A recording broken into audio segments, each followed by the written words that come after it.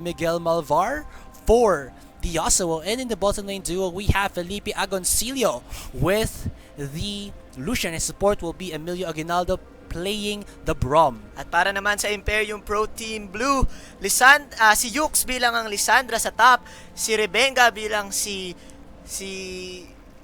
Mundo sa jungle, si Chuck bilang si Lux sa mid, at si Rise at si Shadow sa baba na si Miss Fortune at si Morgana. Yeah, so pa-shoutout sa LEG Gamers by Nyoki213. We also have shoutout Reginald Bayeta, ang pogi mo, by gchase008. So pogi ka ba talaga? You can send us a I guess a tweet sa ating Mineski Twitter. You can see that. Shoutout daw para kay Dr. Jose Rizal. Siyempre, ang mga ating fans club ni Gato Jose Rizal. Yeah. Abangan nyo siya mga kaibigan. Darius Top. Hands up. _3. Good luck, La Liga Pilipinas. So we have already some support for the La Liga team. How about some IPTB love out there, guys? Meron ba tayong mga supporters dito ng Imperium Pro Team Blue for, the veteran jungler, Rebenga? Of course, you know him. Old school jungling. Siya talaga ang sinasabi as one of the best junglers of the PH Shoutout scene. daw para kay Taylor at para kay Eric na pogi daw dyan sa chat. Eto na mga kaibigan, oras na! MPGL Season 7. Start na ng game. Yes. We also have Liani Banez or Baines. Pa-shoutout po sa IT1A ng STI. Which branch of STI are you talking about, ma'am? Mapakadaming branch niyan. So I can feel your, medyo tayo. CS ako dito. I'm a graduate already, but kudos to you, my programming brother. Shoutout sa mga Multimedia Arts Department dyan na nanonood from DLS-CSB. Kabatchmate nyo ko. Ata. Alright, so it looks like it's going to be an aggressive take here by IPTB, but that early Trinket Ward in the Tri-Brush will spot out this push coming in from the red side team. Skins tayo, paring Asurai. Merry Christmas! Para sa Miss Fortune. Yes. At kalaban nila dito ang Manjean na si Zack. Na pink Zack. Is he actually? Yeah, he actually is on that Manjean Boo. Si Manjean yan, pare ko. Ito si Philip. Ay, susubukan nga pala natin maging makata ngayon, mga kaibigan. Nako. Kaya mo ba yan, parang Asurai? Guys, kaya ko mag-analyst ng Tagalog, pero pag shoutcast talaga, or play-by-play rather, I can only go full English. O sige, ako susubukan kong maging makata. Kababayan. Alright, so we have started off the lane phase, and it looks like Antonio Luna here with Dr. Jose Rizal will go for the buddy system in the jungle, or will he just leash? Looks like he will leash Antonio Luna here. Will he take some XP though? As IPT Yux already in the top lane, farming that. Ito na naman ang basic classic combo na si Lucian at si Brom sa baba na si Emilio Aguinaldo at si Felipe Agoncillo. Ang sarap pala sabihin ng mga pangalan nila. Yes. Kapag buo. Ang saya. Ang masasabi kong buo para ramdam mo talaga. Oy, may puso. Nakita mo yung puso na na binibigay ni Miss Fortune habang nag-gobble up siya. Oo. Oh, sorry. Love tap. Yung kasi yung passive niya. Love tap, mga kaibigan. Pero syempre yung love na to, ito yung love na hindi mo makakapagkatiwalaan because ito yung love na sinasaktan ka lang. Love na masakit, no? Oo. Pinapaasa ka sa out! Sudon! Easy doggy. Alright, so dito. Well, chanian pa lang. As for the mid lane, Miguel Malvar already going aggressive onto Chalk, has the wave pushing into Chalk's side, though Chalk relatively is pretty safe. Hasn't chugged any potions yet, and his health is very high. So he's pretty healthy there. Sa tingin mo, paring Asurai, dito sa baba, feeling ko, ito na naman yung game na maghihintayan na naman tayo kung sino unang maggagank eh. Well, in jungler-wise, Rebenga really can't initiate for any of his lanes, so it looks on to either the Lux, the Morgana, or the Lisandro to start him off. As for Zack, I guess it's okay with just getting some farm and then positioning the elastic slingshot if he sees another extended member.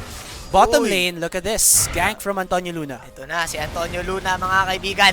La Liga Pilipinas. Here we go, mga kaibigan. Spell immune si Rice dito, pero na-slow siya, mga kaibigan. Antonio Luna, flash out mula kay Rice dito. Raze pala. I'm sorry, my friends. Yes. So, it looks like Imperium Pro Team Blue also using their sub ADC, which is Raze. If you guys are a follower of IPTB, their main ADC was Kinzen. Oh, Kinzen. Yes. Yes, so nakikita rin sa chat ngayon, hindi talaga mawawala ang cast na may hugot pag ganito sa GS Asurai. Kasi guys, single ako, hindi ako bitter, malakas talaga humugot. Ow! Ow, Asurai! Naku, patay tayo dyan. Malapit pa naman ang Valentine's Day. Nako, manonood ako ng Deadpool na mag-isa. Sa mga guys dyan na manonood na may kasama, magdusa kayo na may extra kayong babayaran. Oo. Pero depende yan. Kahit may extra kang babayaran, basta't happy ka, papi. Diba? Wala sa babayaran yan. Pero teka, off topic muna tayo dyan. Matagal pa ang Valentine's. Happy Three Kings muna tayo. Yeah. Dahil bagong taon. Pero ito wait. na, Dr. Jose Rizal, mukhang mahuli siya dito ni Rebecca, mga kaibigan. Yux, normal si Dr. Jose Rizal. Nice pull. Uy, nice hook mula kay Dr. Jose Rizal. Uy, bini-Beyblade. Grabing dodgeball siya. Cleavers there from Rebenga did miss. That might have actually what made that gank not fully work out for the side of IPTB. So the slows as well as the damage did not connect onto Rizal. So he will survive, not even being forced to flash out. Masyado makunat. Yeah, yun nga din. Hindi nag-connect yung dalawang infected cleavers ni Rebenga doon. Yes guys, dun nga pala sa mga nasasabi ni Deadpool pala, iniintay din natin sa February. If you're a zombie movie fan, kagaya ko, I'm a zombie lover, zombie film lover. I think yung Jerusalem is also a zombie movie that'll come out January 20. Haven't seen the trailer yet, so I guess I'll keep you guys posted kung maganda nga ba siyang movie. If you are, into that kind of stuff, I guess you can check out our Twitter accounts as well, so you can see there. Actually, FB accounts namin yan. Mine is Asurai PH. Pero speaking of Deadpool pala, paring Asurai. Yes. Merong champion dito sa LoL na merong skin ng Deadpool. Sino? Si Kennen. Yung red cannon niya. Oh, di ba? Yung red cannon. Pwede, malapit. Pwede. It looks like a ninja more than an assassin kasi. Ito na, mga kaibigan, si Yux, si Miguel Malbar, mga kaibigan. Nice! Nice! Mula kay Miguel Malbar, mga kaibigan. Mukhang papalag pa siya dito, pero easy doggy. Tingnan natin. Yeah. Okay. Nice win wall Gandang there flash. from Miguel Malvar. He forces Chalk to go over it, and Chalk could not get an angle for ito that si Shadow, namumula final si spark. Shadow, mga kaibigan. Yeah, so they did force the heal out of Raze, though Rebenga is gonna go into his bottom lane. He was spotted out by that mid lane ward though, so they know where Rebenga is located as of this moment. Looking into how this lanes are progressing in the bottom lane, it's going really in favor of La Liga Pilipinas. Wow! Uy, Damage grabing from Jose Rizal Rizal. yan. Yeah. Sa tingin ko, bandang huli, pag tuloy-tuloy pa rin yan, in terms of skills lamang to si Sa akin kasi ang gagawin lang naman ni Darius dyan sa top, iiwasan niya yung first kill ni Lissandra. Yeah, ang problema din kasi dito for Lissandra is that she doesn't really have a Seeker's Arm Guard or any armor. Oh my God, Felipe Agoncillo! Ang ginagawa mo! Mga kaibigan, pulado si Felipe Agoncillo. Nakapag-heal, mga kaibigan. Si Rice namumula rin, mga kaibigan. Pulado ang dalawang ADR. Tingnan natin. Yeah, so again, Jose Rizal there in the top lane talaga. I was saying that in the early game, Lissandra will wreck him, but as this game progresses and the itemization for Yux not actually optimal against an AD heavy champion like Beyblade lang siya, pero napakagandang flash.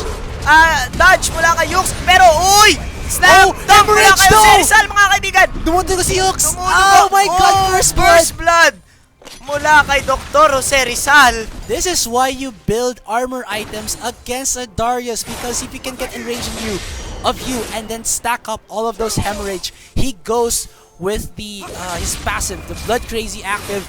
Just every auto attack he deals is just so much damage. Plus with that ultimate, wrecks people up talaga.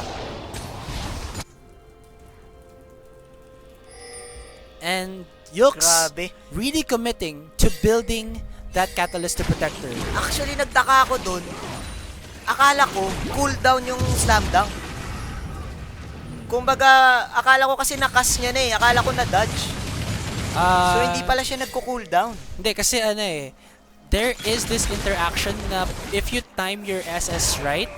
Oops, si Antonio Luna mga kaibigan. Nag-SS si Antonio Luna mga kaibigan. Nag-SS si Yasuo. Nag-windwall. Laser beam. Pero hindi. Di tumama yan dahil may windwall mga kaibigan. Yeah, so back again dun sa tinawag ko Okay. dun sa Darius. There is this interaction sometimes na pag natama or namali ng opponent mo ang timing dun sa pag-cancel ng SS mo, the SS actually doesn't go on cooldown. It depends on the skill that it's interacting with eh. Okay. Nakakapagtaka yun eh. So, nasa-psycho tayo doon ni Doc Res. Kasi Yeah. akala ko talaga kanina cooldown yun eh. Kaya akala ko mapapatay pa siya eh. Pero, But Darius' damage is just too crazy with that hemorrhage talaga. The DOT or the DPS is just too immense coming out onto Lysandra, especially when she doesn't have, the armor to reduce the damage output. DR1 going to Imperium Blue Team. Medyo tabla-tabla pa ang laban dito. Top lang naman ang namatay. Blue buff going to Lux. Tignan natin ang gagawin ng Yasuo dito. Ay, sinasabi mo nga kanina, yung item ng Lysandra, mukhang Roa talaga yung start niya. Imbis na, siguro may possibility siya mag-Zonyas. Yeah, but he needs to get the Seeker's Arm Guard before he gets the Zonias. So there's little chance he's gonna, stray away from his build right now. Yeah, bottom lane though, we do see that Ray's looking to get for that Boots of Swiftness, so he really wants to go for the mobility. Though he does sacrifice some of that gold to finish off the Essence Reaver for that misfortune. Medyo tabla-tabla pa in terms of CS tayo dito. Gold lead ay 1,000 para sa La Liga Pilipinas dahil yan sa kill nila kanina. Kaso merong DR1 ang Imperium Team Blue. Yeah, but that first blood went into the hands of a Darius who is now building magic against this Lysandra. He's not gonna he's gonna be surviving quite a bit of the damage from the Yux there. And look at that, Yux has no answer against Rizal. Oh, I mean, kahit sabihin mong patama niya pa yung third skill niya na kamay doon. Wala rin yun. Kumbaga, parang ninormal mo lang din siya ng 3 beses kaysa doon sa sinalo niyang Beyblade ni Darius. Mid lane wise, we do see that Miguel Malvar now finishing up his static shiv. So that'll put even more damage into the back of Chuck if he does get initiated by the Yasuo. Tapos ito naman si Lux, naka-Frost Queen na. Frosted Queen. Spooky Ghost Gaming. Nadadodge ba ng Nabablock ba ng Windwall ang Spooky Ghost? I don't think so. Nakakatagos, no? Kasi ghost yun. Hindi, kasi skill shot ang binablock ng Windwall. Spooky Ghost isn't actually a skill shot, it's an active. Ito, going for Herald na si Manjean. At mukhang ibibigay nila sa Darius to. At kapag may Herald tong Darius, nako, hirap na dito ang top Lysandra. So the Liga right now are feed the Darius game na ngayon. Bigay kay Dr. Jose Rizal. Yeah. Ang pag-asa mga kaibigan, tinamaan si Yux mga kaibigan. Makapag-SS kaya, nice glacial path out. Wow. Hindi natin in-expect yun. Yeah, fancy footwork there for Yux. Thought he was gonna die there at that point. I didn't even see him use the glacial path. Ako din ankle break.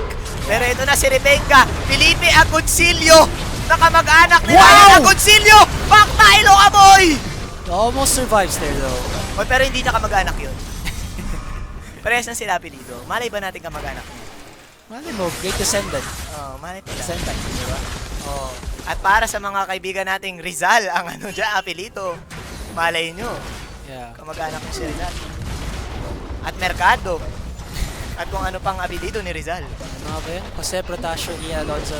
O yung mga Alonso dyan. Pia Alonso works something. Mercado. Mercado Rizal? Like, tama ba Miss guys? Universe. Matandaan ko, Rizal actually isn't his name. Parang ginawa niya lang kasing Jose Rizal para nag-change name siya, diba? Nag-change name siya guys. Nag-RP change siya. Ayan Dahil sa lumipat siya na ibang bansa. Dito lang yan sa MPGL. Imbis nanonood pa kayo ng LOL, natututo pa kayo ng history, hekasi. Para sa mga kids na nanonood, mga LM kids ha. May Honest- kasi pa bang subject? Hindi Araling ko na- panlipunan. Napakatagal na since na-experience ko ang grade school. So, hindi ka na matatanda kung may heka si Bao. Titawag nila yung... Ano ba yung iba? Forgot. Kasi pero ito na. Jose Rizal, tingnan natin kung go siya dito ni na Yux. Yeah, so there is the stabilization of the golds for both of these teams. As well, Reyes was able to get the last hit. Oh, Antonio Luna, so ballsy there. Uy, Emilio Aguinaldo. Gumugo in, dumadash in ang dalawa. No support here for Reyes, who's gonna get pushed out. Pero mukhang ipupush na nila to, pero masyado pang malaki ang buhay. So that was pretty nice there coming out of Reyes. He actually empowers or puts all of his points in Make It Rain. So his wave clear, even without the bullet time, will at least, you know, Mapapabagal. yeah, actually mapapabilis ang kanyang clear time dito. Wave clear niya because of the bullet time maxing here. Though 3 members of the Liga Pilipinas are here in the bottom lane, so you know, even with his good wave, it's still not enough. Oh! Napakagandang combo mga kaibigan! Laser gun! Tsaka sa bullet time! Hindi natin in-expect na mag-i-SS ang Lux!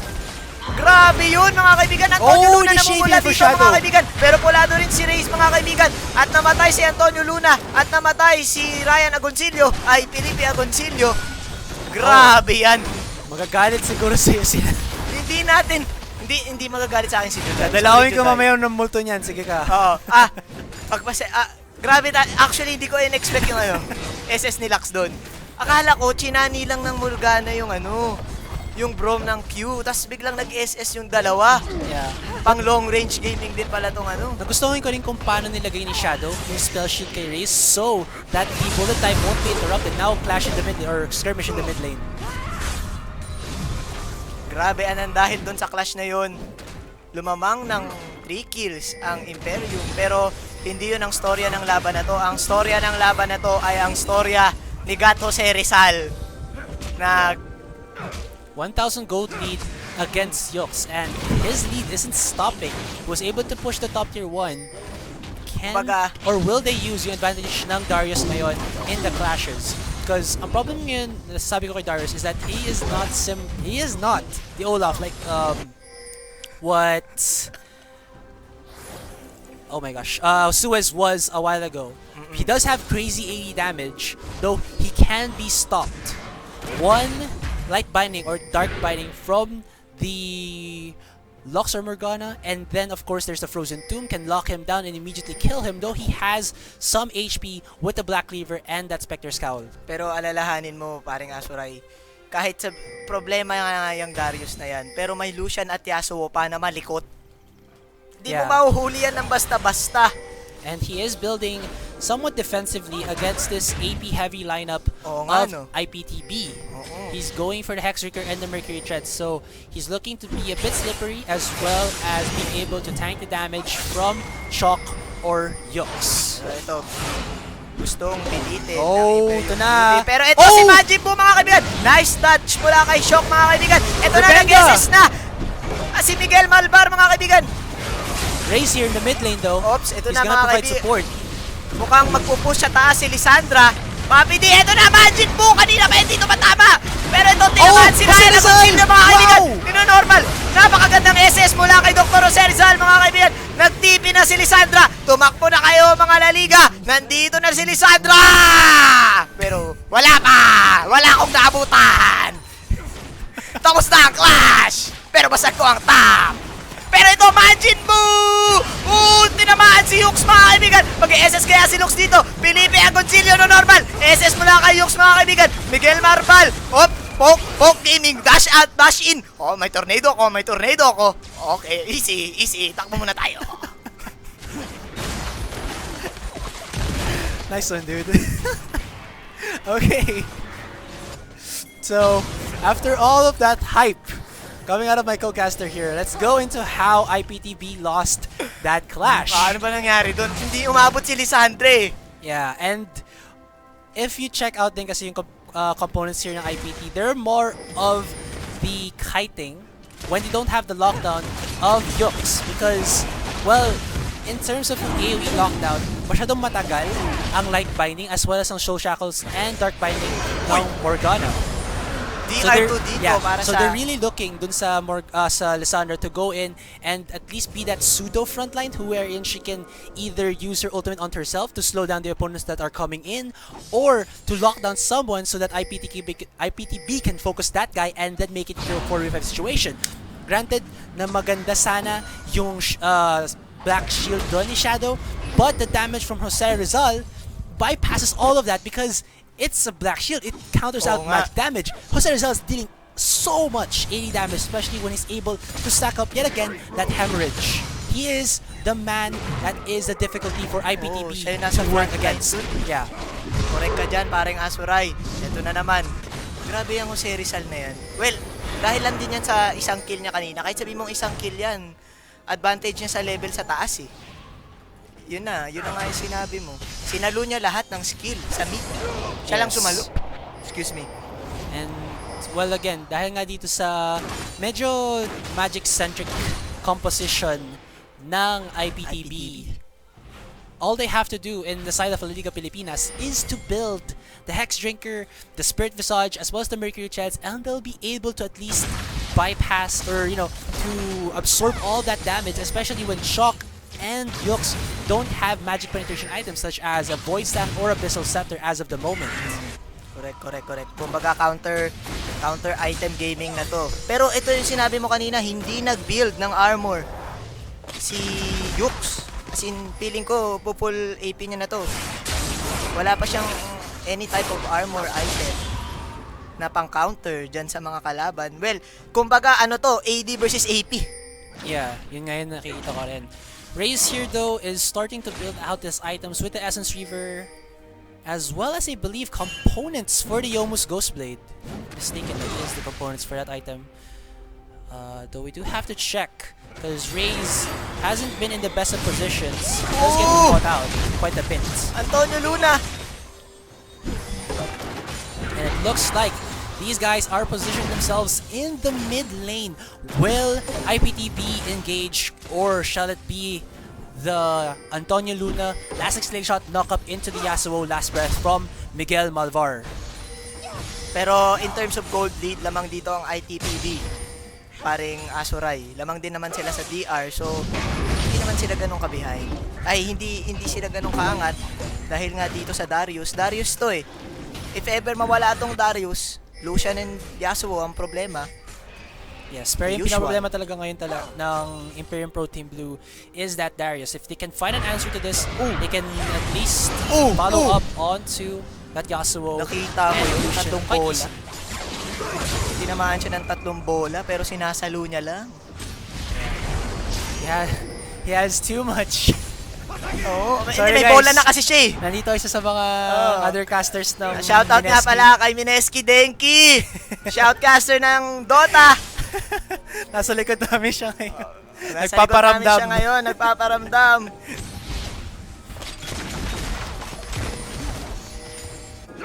Alright, so now medyo nag-slow down ang pace ng game. Though the Liga Pilipinas have made it clear na gusto nilang pasagin muna ang mid tier 1 ng Imperium Pro Team Blue before they go in for any objectives because Dragon is down and the only ones after that would be tier 2s or the Baron. There might be an initiate onto Miguel Malvar though, but that wind wall was really well placed. That did stop quite a bit of the CCs coming out of IPTB. Uy, naka-River Fever. There's Antonio Luna! Wow! Pero Antonio Luna!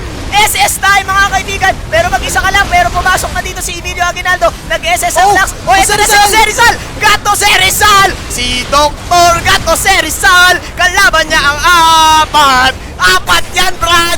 LOL to! Mag-isa ka lang! Pero ito, nalugi! Wala siyang backup dun, wala yung KKK! Kinulang sa puwersa si na KKK. Sayang, ganda pa naman ng pagkalikod ni Dr. Jose Rizal. Alright guys. Grabe yun. So, kung nagtataka kayo kung paano nalalo ng IPTB, it was all on the Liga side that they were too quick to two were too fast to pull the trigger. Nakita niyo na pumasok masyado nauna pumasok si Antonio Luna, knocks up quite a bit of the members of IPTB, but walang sumunod na Yasuo ultimate. And then nung nag-teleport si Dr. Jose Rizal, granted na hinahampas niya na si Chok, and Chok was almost about to die if Jose Rizal actually went in for 5 stacks and got that, the Noxian Guillotine. Pero a nicely timed flash by Chok puts him out of range. Nawala si Jose Rizal, didn't get the kill on the Chok, and now the numbers advantage just went into the side of IPTB at wala na magawa doon ang remaining members ng La Liga Pilipinas to make that at least a favorable or a stabilized trade for both teams. Tama yung sinabi mo, paring Asurai. Masyado pang malayo. Kumbaga itong mga KKK. Nung nag-SS yung si Zack, wala pa nag-follow up. Lahat ng ITPB nandun. Sayang. Yes, exactly. So pero this kaya pa yan. Yeah, it's my 3,000 gold advantage ng IPTB, and it looks like they have an answer to Jose Rizal, which is to just let him focus to one guy and then i-bait lang siya. Parang sabihin mo sa pag-ibig na pinapaasa ka lang na kay MU mo. Outso doon. Parang si MF, kanina pa tayo pinapaasa niya. Sinasaktan tayo nung nung mga normal niya Pero ito na, mukhang magkaka-clash dito. Ito na, Dr. Jose Rizal tinamaan. Pero ito, nag-SS si Antonio Luna. Antonio Luna Gaming. Nag-SS si Sandra, pero patay si MF dito, mga kaibigan. Si Yux, nakapag-out si Yux. Felipe Agoncillo. Magka-rhyme naman kasi. Ano ba yan? Pero natin dito. Nanalo ang La Liga Pilipinas. Doon sa clash na yon. Masyadong bilis ang mga pangyayari. Oy! Si Rebecca! Rebecca Kaboy! Eto na! Imagine po, Antonio Luna, magpapakamatay na ako para sa inyo! Oh Dr. my Jose Rizal! Slam dunk! Felipe! Felipe Agoncillo! Ryan Agoncillo! Tinamaan ka pa ng Ice Charge! Emilio Aguinaldo! Naku po! Bayani Gaming! Una, nagpakabayani si Antonio Luna na pumasok. Sumunod sina Ryan Agoncillo Felipe Agoncillo at si Emilio Aguinaldo. Comeback is real. There's still a 5,000 or about 6,000 gold lead here for Imperium Pro Team Blue. The reason why they lost that fight, well, obvious naman guys, if I can control this. Raze was actually in this position right here that lahat ng protection for IPTB was all here. It was Rubenga, Yux, and Shock in this area, and Shadow, as well as Raze, not in the best of positions. So, all of the advantages, or in terms of the items that Raze have stacked up, so yung damage output niya at that point was 0 because he was trying to run away from Miguel Malvar, but Miguel Malvar already initiated the last breath, got the kill onto him. But after that dragon take by La Liga Pilipinas, medyo sinabi niyo nga naging bayani ang mga Pinoys! Yeah. Pumipinoys, kumbaga sabihin nga ni na Boss Lon at ni na Boss Denki. Yeah. Pinoys Gaming. Kumbaga ganun talaga bayani. Bayani nga ang members ng Liga Pilipinas. They didn't, respect the damage that comes out of Chok, Yux. They got the kill onto Rebenga, but they got so much more when they got the kill onto Felipe Agoncillo as well as onto Antonio Luna and Emilio Aguinaldo. Uy, grabe! Ang daming niyupits na lumalabas mula dito sa IPTV. Dalawang spooky ghost para ma-protect ang kanilang galawan sa mid. Pero ito na, Dr. Jose Rizal. Oh no! Hook shot, mga kaibigan! Yux! Inesesan si Dr. Jose Rizal pero walang ganong damage. Tingnan natin kung anong gagawin ni Doc Res. Doc Ross Rizal. There is no lockdown for Yux against Jose Rizal. Ginamit niya na yung Frozen Tomb niya, parang less than 2 seconds, biglang nawala agad. Parang ninormal niya lang ng 10 beses. Ni Dr. Jose Rizal. Grabe pala kakunat nito ni Dr. Jose Rizal. Ayaw mamatay. Pero sayang yung clash kanina talaga sa lamang na ang La Liga doon Kumbaga, nag-asim, trinay nila kasi tatlo na lang yung natira sa IPTB. Kaso, na-comeback is real sila. But now, IPTB are starting to get their items. Chok in that good spot where his Lux combo can burst down Felipe Agoncillo as well as chip down at the HPs of Jose Rizal and Miguel Malvar. As for Raze, he is just steadily farming throughout the game, has Essence Reaver, has that Yomu's Ghostblade, and looks like he's already working on his Infinity Edge. So when he does finish that off, his bullet time is gonna deal even more damage because of the crit that comes out of that ultimate as well. Pero kanina pa pinipilit nitong IPTV yung mid. Pero nagro-rotate nila sila dito sa bot. Mukhang uhuliin nila si Gato Serizal. Si Gato Serizal mukhang masuslow. Pero easy lang. Padating na ang mga KKK. Eto na, Matrix Evolution! Ops, pero easy lang. Manjean Boo, SS, boom! Manjean Boo laser gun mula sa Lux, mga kaibigan. Emilio Aguinaldo namatay. Hindi, buhay pala. Tingnan natin mangyayari dito. Tinamaan si Manjean Boo. Dr. Jose Rizal naghahabol. Si Shock. Pulado si Shock. Tingnan natin gagawin niya dito. Kaso mukhang pulado. Mukhang nalugi dito. Ang IPTV. Nagsabay-sabay ang KKK. At lahat ng kills ay napunta kay Dr. Jose Rizal. Bayani ng Pilipinas. National Hero. Alright, so... Well, grabe, actually wala na akong naintindihan doon. Sobrang ma-action ang nangyaring laban doon. Uy, ito, uma-action star! Uma-action star din! si Emilio Aguinaldo.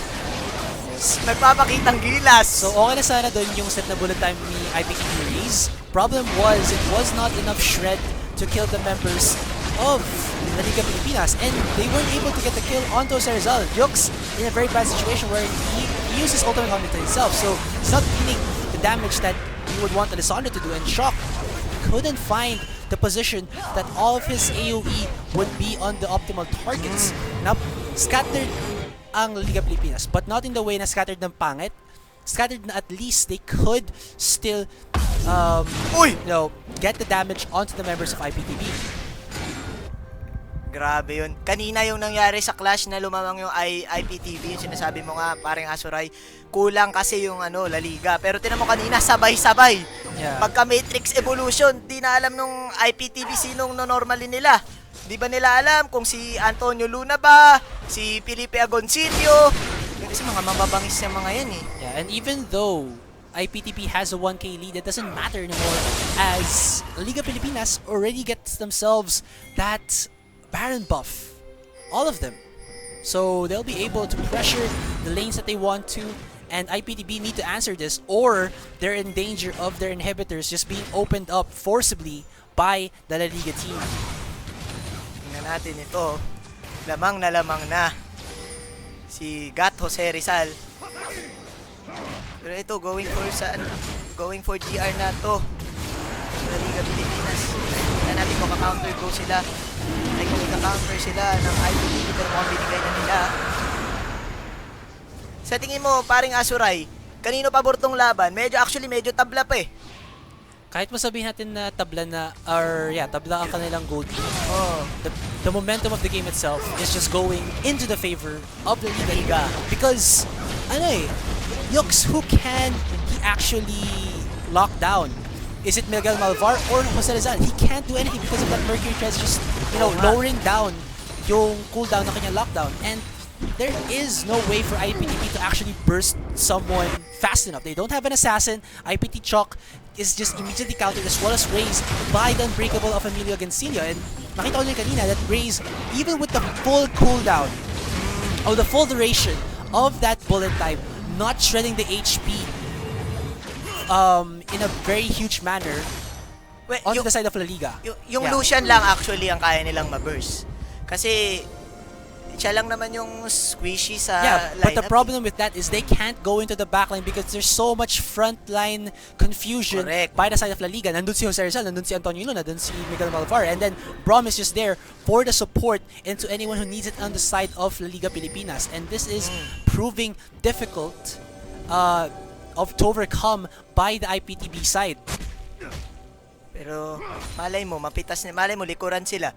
Malay mo likuran to si yung problema din sa side ng IPTB. They have no champion na pwedeng manglikod. Yux, if he goes in onto the backline, this itemization's Roa and Zonia's Hourglass is not enough to save his life kung ginawa niya yun. Because again, the disruption for La Liga Pilipinas is just that immense. Wala pa siyang masyadong magic pen dito kagaya nga ng sinasabi mo kanina. Pero tingnan natin, medyo tabla pa hindi natin masasabi. Pero may DR buff dito. ang La Liga Pilipinas. Herald ba yan? Herald pa ba yan? There is no Herald anymore. Pag lumabas na ang nagpas na Baron, wala 20. ng Herald. Okay. 33 minutes into the game. Medyo tabla-tabla pa ang laban, pero nangunguna dito si Dr. Jose Rizal na may 8 kills, 2 assists, at 2 deaths. Oy! Imagine po mga kaibigan! Na-stun ni Yux mga kaibigan, pero hindi tumama ang first kill ni Gato Jose Rizal. That was pretty close there on to Yux. Ikan ka na doon, Yux, pero ito na naman! Elastic Slingshot Gaming! Doesn't force him to flash Uy! though. Nag-assist ba siya? Yeah, nag-assist siya. Okay, akala niya siguro tatama. Pero ito, So, it's gonna be a 4v4 in the mid. mid lane. Or sorry, 3v4 in the mid lane, 2v1 in the top lane. They do have vision of where... Oh yeah, they do know where Antonio Luna is. Oy, Spooky naghahabol, Ghosts naghahabol si Lisandra. might spot Jose Rizaldo. Maabot niya na kaya? Oops. Nice. Na, I think nag-timeout siya bago nila makuha Time out muna. Tingnan natin. Actually, pressure cooker gaming na yung ginagawa kanina ng La Liga eh. Nasa top yung dalawa. Ay, si Gato Rizal. Pero Yasuo naman na ata yung pupunta sa top. Tingnan natin kung anong strategy ng dito. IPTB. Kasi hindi sila makakapitas agad, no? Parang Asurai. I think hinintay na nila magkaroon ng shred ng mga carries nila. But wow, Chong taking so much Grabe damage yan. from the culling of the Lucian. Kakaiba. Matrix Evolution. Uy! Evolution. Uy, hindi ganun hindi ganun kalakas yung magic pen nitong Imperium. Yeah, they are starting it off though. Nakikita natin na meron ng Void Staff si Yux, as well as the Blasting Wand and Amplifying Tome into the side, or into the pocket of Chok there. So, they're looking for the penetration to at least... Pero ito, tinamaan si Dr. Jose Rizal, pero nag-SS na naman si Manjibu. Namumula ang IPTV mga kaibigan, pero namumula din si Gato Jose Rizal. Pulado si God, pero ito sa Oh my God, Felipe Agoncillo! Ryan Agoncillo, tinamaan! Ano ba yung binabato nung skin na yan? Yokelele. Yokelele Gaming. Uy, nice SS, pero walang tumama. Pila natin. Oy! Oh my Miguel God! Barbar! Huwag mo sasaluin lahat yan! Nandito na si Rebenga! Rebenga ka boy! Yokelele Gaming! Yokelele! Easy doggy. Wala pa. Naku. Naiwan si Felipe Agoncillo sa mid. So finally, now that IPTB have the penetration to, just pierce through the resistances that the Liga Pilipinas have built, their damage is becoming decent on this front line composition na meron ang Liga Pilipinas. Granted, nawala doon si Felipe Agoncillo sa clash. Rebenga with a good job of zoning him out, going into the 1v1 so that Felipe won't go into the top lane and provide support for his team. As dun din sa, I would say, clutch na flashes and Zoe's Hourglass coming out of Yux and the other members of Imperium Pro Team Blue in that top lane. Ang ganda ng ng map awareness ni Rebenga doon kasi alam niyang nasa taas yung mga kasama ni Felipe Agoncillo eh. Mag-isa ka pala. Hindi malakas ang KKK pag mag-isa. Siyempre, samahan nga sila. Oo, samahan nga sila eh. KKK ka. Pero ito na, Manjean Boo! Oops, spell immune tayo muna. Easy doggy. Oh, pero ito na naman si Rebenga. Antonio Luna, mag-isa ka lang dyan, pare koy. Tumakbo ka na, pare koy, habang may lupa. Habang wala pa yung mga kape mo. Mag-i-elastic slingshot ka pa. Pero triple stun. Nice Kamehame Wave mula kay Lux, mga kaibigan. Pero may revive dito si Manjean Boo. Matrix Evolution para kay Felipe Agoncillo. Kaso mukhang mapipitas siya dito ni Yux. Yux, nag-SS si Yux. Felipe Agoncillo mukhang mabubuhay dito. Dr. Jose Rizal! Nag-iisa ka na naman. Bullet time! Bullet time! Ano ka? Tatamahan ka na marami. Rebenga so tanky! Pero hindi. Nice SS mula sa Yasuo. Naku, kaso mukhang mamamatay siya. Mukhang lamang dito ang IPTB, mga kaibigan. Napakagandang SS. Wow, so first of all, Mula kay Rise. Oh! Kamehame Wave!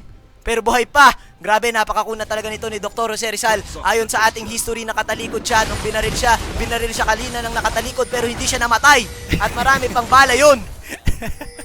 Kailangan pa niyang humarap. Pero kinulang ang kunat.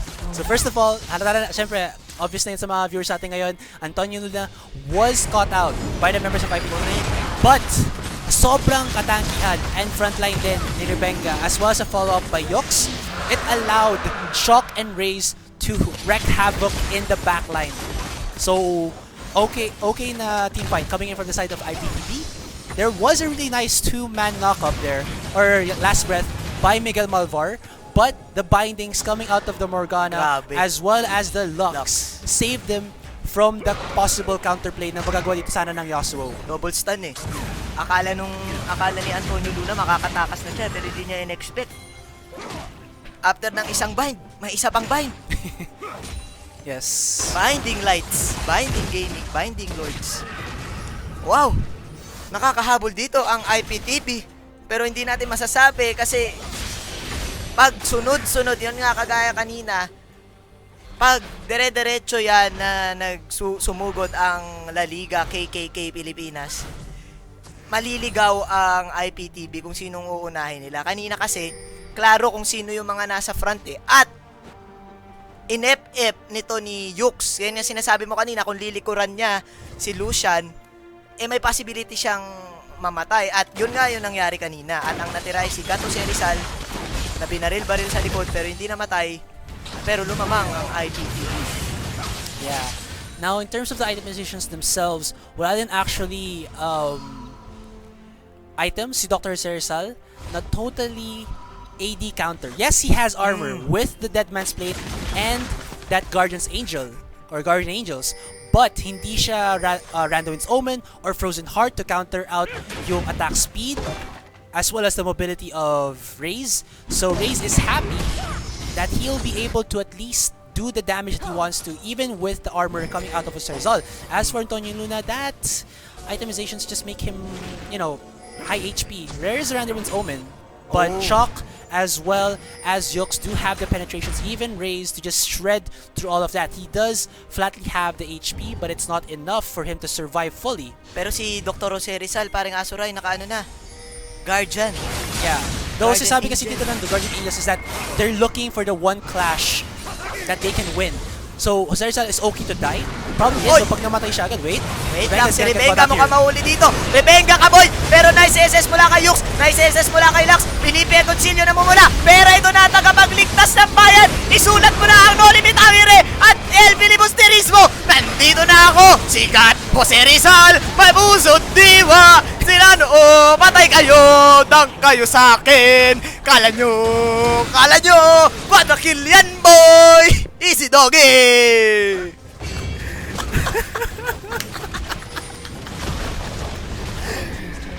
Oh my god. Ay.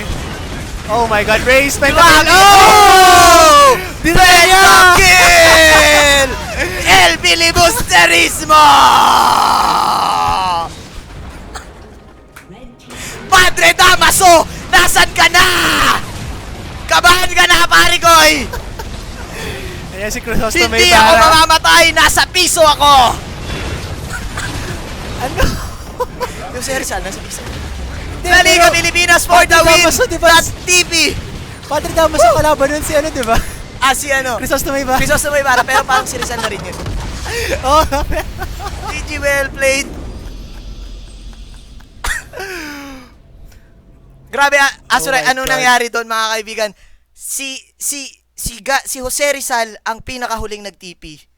Inubos niya lahat. yeah. Pero ang problema kasi doon ng IPTB was that they were just in the worst in the worst positioning possible. Nakita niyo doon na Raze and Chalk were actually in the front line getting bombarded by all the damage of La Liga Pilipinas. Sabihin na nga natin na may damage sila. But if they can't deal the damage, they are just useless pieces of lump that are, you know, targets for La Liga Pilipinas to focus on. Kaya Kasi nga eh. if they're taking the front damage, they're trying to get away. So they can find a better position, but it's not happening for them, and they will just get taken down. Sayang. Actually, nahuli na si